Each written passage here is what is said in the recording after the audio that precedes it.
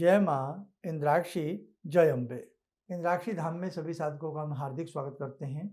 इस अंक में हम चर्चा करते हैं बुध के राशि परिवर्तन के बारे में। हालांकि बहुत कम समय के लिए करीब करीब 14 दिन के लिए बुध राशि परिवर्तन कर रहे हैं। 30 अप्रैल से बुध मेष राशि में पदार्पण कर जाएंगे। हालांकि मेष राशि में बुध का पदार्पण शुभ ही रहेगा, कहीं ना कहीं कार्यों की सिद्धि ही प्रदान होगी। बुध जो हैं वे बहुत ही अच्छे ग्रह हैं। बुध आपकी कला कौशलता के भी स्वामी हैं। बुध आपकी वाणी के स्वामी हैं। जिन साधकों में वाणी दोष होता है या जिन जातकों में वाणी दोष होता है, वहाँ बुध कमजोर होते हैं। जिन बच्चों के मैथ्स, फिजिक्स या यूँ कहें गणित कमजोर होते हैं, वहाँ पर भी उन व्यक्तियों के बुध कमजोर होते हैं।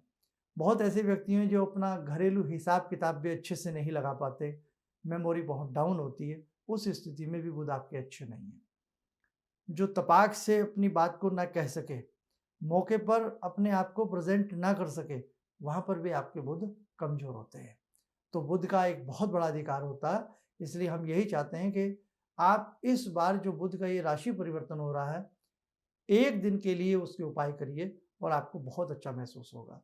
आपके बुध आपको डबल शक्ति से आपको शुभाशीष भी मिलेगा और साथ ही बुध की कृपा से आपके अनेकों कार्य शुद्ध हो जाएंगे। तो आइए पहले आज का पंचांग देखें। 26 अप्रैल सन 2026, दिन रविवार, संवत 2083, वैशाख मास, शुक्ल पक्ष, तिथि आज दशमी है, नक्षत्र मघा, राहु काल 4:30 से 6, दिशा सूर्य पश्चिम दिशा।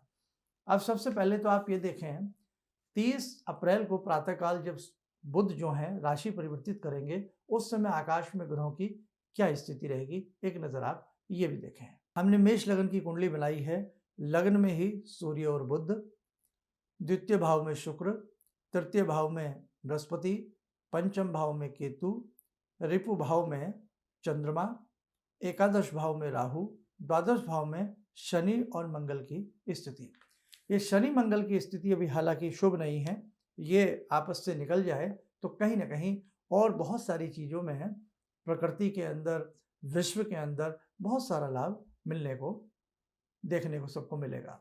अब देखो, बुध हैं, हमने बुध बता ही दिया, आपकी वाचन शक्ति के स्वामी भी बुध हैं। आप जो भाषा बोलते हैं या आपकी भाषा का जो इम्पैक्ट, जो प्रभाव आपके सामने वाले व्यक्ति के ऊपर आता है, वो बुध की वजह से आता है। कई बार आप कितना भी अच्छा समझा लें, कितना भी अच्छा बोल लें, कितना भी अच्छा कह लें, लेकिन आपकी प्रेजेंटेशन न जाने दूसरे लोगों के समझ में आती ही नहीं है, तो वहाँ भी आपके बुध अच्छे नहीं है। अब इस बार मेष राशि में बुध जा रहे हैं और जिनका मेष लगन है, या ये यूँ कहें कि जिनकी मेष राशि ही लगन में विराजमान है, उनके लिए तो अति उत्तम ही रहेगा, क्योंकि लगन में बुध का बैठना और वहीं सूर्य की स्थिति का होना, ये शुभ स्थिति उत्पन्न करता। सूर्य भी मजबूत राशि के होकर के बैठे हैं वहाँ पर, और बुध मित्र के साथ बैठ जाएंगे तो सोने पर सुहागा होता। ऐसी स्थिति में भले ये 14 दिन का प्रकरण रहे, लेकिन कहीं ना कहीं आपकी यश, आपकी कीर्ति, आपका मान सम्मान अच्छा रहने वाला है। मान सम्मान की स्थिति में जब भंगता आती है, मान सम्मान जब भंग होता, उस स्थिति में भी आप बुध के ऊपर विचार जरूर किया करें। तो आइए अब हम उपायों की तरफ लौटते हैं। आपको केवल एक ही बुधवार ये उपाय करने हैं जो मैं बता रहा हूँ। इससे इस बुध परिवर्तन की जो भी आपको लाभ मिलेगा, वो अच्छा ही लाभ मिलेगा। आपको किस दिन उपाय करना है? आपको उपाय करना है ये 6 मई को। 6 मई का बुधवार है, 6 मई को आप ये उपाय करें। उपाय आप लोग नोट करें। कम से कम 6 मुट्ठी आप बाजरा, सबके यहाँ मुहैया हो जाता है, बाजारों में मिल जाता। 6 मुट्ठी बाजरा ले लें और 6 ही मुट्ठी मूंग की दाल ले लें, साबुत वाली। दोनों चीज़ों को हम रात्रि में, मंगलवार की रात्रि में पानी में भिगो दें और बुधवार की सुबह पानी से निकाल करके पानी निथार लें, और वो भीगी हुई दाल, भीगा हुआ बाजरा, क्योंकि इस समय गर्मियाँ हैं, वो आप क्या करें, पक्षियों को डालें। जिस समय आप 6-6 मुट्ठी करके ये डाल रहे हों, उस समय भी मन में ओम बम बुधाय नमः, ओम बम बुधाय नमः ये मंत्र पढ़ें। जब पक्षियों को डालें तो भी ये बोलकर ही आप डालें। आपके आसपास कोई गौशाला हो या आपको गायें कहीं नज़र आती हों घूमती फिरती हुई, तो वहाँ पर आपको हरा चारा खिलाना, जो घास होती है, ग्रीन ग्रास, तो ये बुध के ही उसमें आती है, बहुत ही शुभ रहेगा। बुधवार के दिन खिलाइए, हमेशा खिलाना चाहिए। और आज गौ माता की क्या स्थिति है, किस प्रकार से पशुओं के ऊपर अत्याचार हो रहे हैं, वो किसी से छिपा नहीं है। इसलिए ज़िंदगी में वही वाली बात है कि जियो और जीने दो, ये स्थिति होनी चाहिए। तो आप गौ माता की सेवा करें, पक्षियों की सेवा करें और एक मंत्र 6 मई को चलते फिरते उठते बैठते अब पढ़ते रहें, ओम ब्राम ब्रीम ब्रोम से बुधाय नमः। दोबारा सुने, ओम ब्राम ब्रीम ब्रोम से बुधाय नमः। 6 मई को ही बुधवार के दिन हरे रंग के कपड़े पहनने का प्रयास रखें या ग्रीन कोई भी हरा रुमाल आप अपनी पॉकेट जेब में ज़रूर रखें। उसी के साथ साथ तांबे का सिक्का, तांबे का कॉइन भी आप अपनी जेब में रख सकते हैं बुधवार के दिन। सोते समय आपके जो पिल्लोज कवर हों या आपकी बेडशीट्स वगैरह हों, थोड़े हरे रंग में हों तो और भी अच्छी बात है। और उसी दिन बुधवार के ही दिन एक काम यदि आप और कर लेते हैं, आप गणेश चालीसा का पाठ भगवान श्री गणपति के सामने बैठ कर के पढ़ें और उसके तुरंत बाद एक माला ओम बुम बुधाय नमः या ओम ब्राम ब्रीम ब्रोम से बुधाय नमः इस मंत्र की आप करें और बुद्ध देवता को प्रणाम करें और यही कहें आपकी ये शुभ स्थिति मेरे जीवन में शुभता लाए। बस इतना आप कर लीजिएगा। और जैसे हरी इलायची होती है उसका सेवन करना या जल में हरी इलायची को डाल करके उस पानी को बुधवार के दिन पीना, वो भी श्रेष्ठतम रहता है। कांसा आपने सुना होगा, कांसे के बर्तनों का प्रयोग भी बुधवार के दिन करना अत्यधिक शुभ माना जाता है। आप अपने घर में कहीं ना कहीं 2-4 गमले प्लांट जरूर लगाते हैं, तो उस दिन प्रयास रखें कि बुधवार के दिन वाटरिंग आप करें, उनमें पानी आप दें। बागवानी से जुड़े हुए जो भी कार्य होते हैं वो भी बुध के अंतर्गत आते हैं। जिनके बुध कमजोर हों उन्हें हर बुधवार पौधों में पानी जरूर देना चाहिए। ऐसा करने से भी आपके बुध प्रबल होते हैं। बुधवार के दिन 1-2 पौधा, 1-2 प्लांट धन क्षेत्र में, तीर्थ क्षेत्र में, मंदिर में या कहीं ना कहीं लगा देना चाहिए, उससे भी बुध हमारे अच्छे होते हैं। तो साधक को ध्यान रखना, इन उपायों में से जो भी उपाय आपको सही लगे कि हम कर सकते हैं, आसानी से कर सकते हैं, तो आपको ज़रूर और ज़रूर करना चाहिए।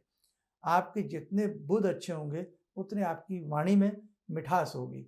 आपके बुध जितने अच्छे होंगे उतनी आपकी मेमो अच्छी होगी। आपके बुध जितने अच्छे होंगे उतनी ही आपकी 4 लोगों में किसी महफिल में आपकी शान बनेगी, आपकी प्रेजेंटेशन बहुत ही उत्तम होगी। इसलिए बुध का उत्तम होना नितांत आवश्यक होता है। तो आप इन उपायों को बहुत प्रेम से करिएगा, आपको लाभ जरूर होगा। आइए, समय हो चला है आज की ध्यान साधना का, जुड़ते हैं भगवान श्री कृष्ण से।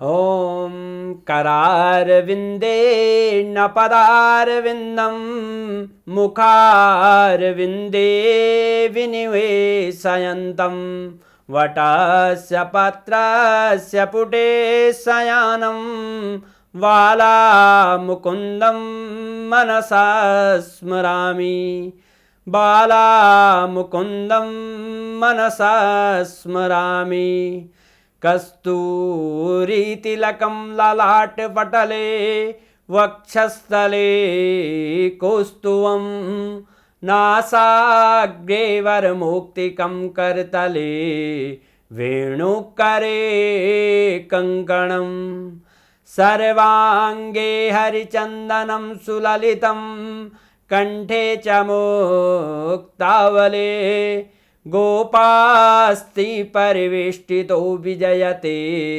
गोपालचूडामणि शान्ताकारं भुजगशयनं पद्मनाभं सुरेशं विश्वाधारं गगनसदृशं मेघवर्णं शुभांगं लक्ष्मीकान्तं कमलनयनं योगवृद्ध्यानगम्यं वन्दे विष्णुं भवभयहरं सर्वलोकैकनाथं। कवच बना लें, ध्यान करें, कृष्ण जी का शुभ आशीष हम सबके ऊपर बरस रहा है।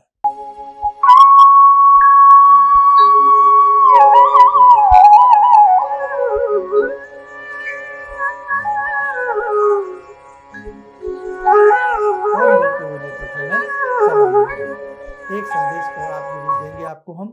10 मई की अष्टमी है, दिन रविवार है और जीवन में नाना भांति के कष्ट हैं कि कोई धन से, कोई तन से, कोई मन से, नाना भांति से हम पीड़ित रहते हैं। तो 10 मई को भगवती का इंद्राक्षी कवच बहुत ही भाव से आप सबके दुखों के निवारण के लिए पढ़ा जाएगा और साथ ही और ऐसी भगवती की स्तुतियाँ वंदना की जाएंगी जिससे आपके कष्ट दूर हों। और अष्टमी का दिन हो, भगवती इंद्राक्षी के दरबार में जब आप बैठ कर के अपनी मनौतियाँ मांगते हैं, अपनी कामनाएं मांगते हैं तो वो पूर्ण भी होती हैं, क्योंकि अष्टमी के दिन यदि किसी धर्म क्षेत्र में, तीर्थ क्षेत्र में, सिद्ध क्षेत्र में जाकर के हम अपनी गुहार लगाते हैं, माँ को पुकारते हैं, तो अष्टमी का दिन खाली नहीं जाता। इसलिए आसपास के जो भी साधक इंद्राक्षी धाम में आना चाहते हों, अष्टमी में 11 बजे से लेकर के 1 बजे के बीच का समय रहेगा, लेकिन समय पर पधारने का प्रयास रखें तो आपके लिए बहुत अच्छा रहेगा। तो ध्यान रखें, अष्टमी है, उसके लिए आप अपना नाम, नंबर, कितने साधक आपके साथ आना चाहते हैं हमारे संस्थान में नोट डाउन करा दें। दूसरा संदेश, 1 मई से 14 माला गायत्री माता की प्रारंभ कराई जा रही हैं। जो भी साधक इसमें भाग लेना चाहता हो तो जरूर भाग ले। यदि आप इतनी माला नहीं कर पाते हैं तो जितना भी आपसे 5-10 मिनट गायत्री मंत्र बन पड़े आप लोग जरूर करें। और उसके उपरांत 15 जून को सोमवती अमावस्या है, उस दिन एक विशेष दिव्य आयोजन है भगवती गायत्री के विशेष पूजन का। जिस साधक ने गायत्री का पूजन कर लिया, जिस साधक ने गायत्री का यजन भजन कर लिया, वास्तव में उस साधक का कायाकल्प हो जाता। तो 15 जून के कार्यक्रम में भी हम आपको आमंत्रित करना चाहते हैं। आपसे जितना मंत्र पढ़ा जाए आप पढ़ें। बहुत लोगों ने पूछा क्या 14 माला परिवार के सभी लोग मिलकर के कर सकते हैं? ऐसा भी कर सकते हैं, पति पत्नी कर सकते हैं, बच्चे मिलकर के कर सकते हैं, अकेला व्यक्ति भी कर सकता है, और ना भी हो तो जितना भी आपसे चलते फिरते हो सके उतना आप गायत्री मंत्र इन 45 दिनों तक करना, 1 मई से लेकर के 14 जून तक।